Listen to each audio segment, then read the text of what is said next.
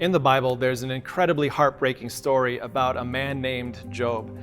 In a single day, he lost all of his possessions, he lost his kids, his family, and then in short order, he also lost his physical health, developing painful sores across his entire body. The story of Job is a story of personal resilience in the face of hard times. But there's also another story that we see develop early on in his story. In Job chapter 2, we see the story of his three friends, and they come to him, they're ready to give him some encouragement and some support, and this is how it starts. They sat on the ground with him for 7 days and 7 nights. No one said a word to him because they saw how great his suffering was.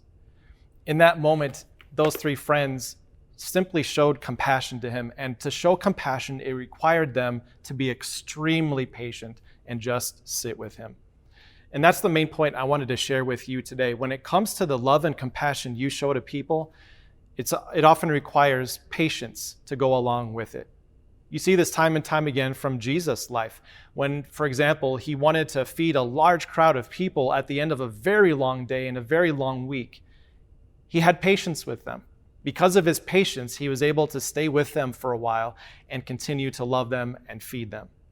We see this in many other examples of Jesus' life, to the point where he even endured death on a cross. He patiently underwent suffering because his death on a cross was the punishment for our sins in our place. God's patience with you was necessary in order for him to show compassion and love to you. So today's application is going to be difficult, I know, but this is the best path forward when it comes to recognizing the importance of patience and improving it.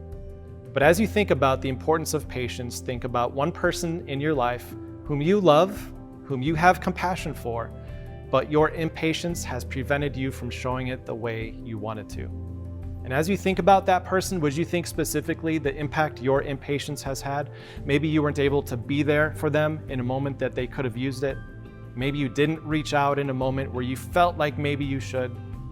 As you think about this person in your life, take a moment to think about the impact your impatience had on them, and maybe even take the step of calling them up and saying, hey, I just want you to know I love you, but I'm working on my impatience so that I can love you even better.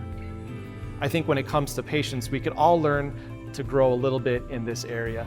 And starting in the next few days, we're going to get super practical about ways that you can grow in your patience.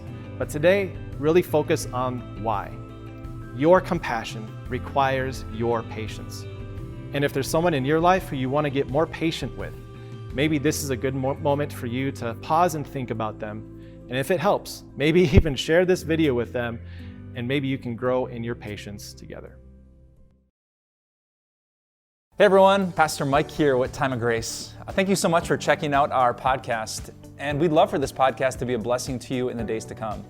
So if you could share this podcast, subscribe so that every episode ends up in your feed, or just leave us a review. We would love more and more people to hear this message so that their lives can be surrounded and blessed by the grace of God. Thanks again, and have a wonderful day.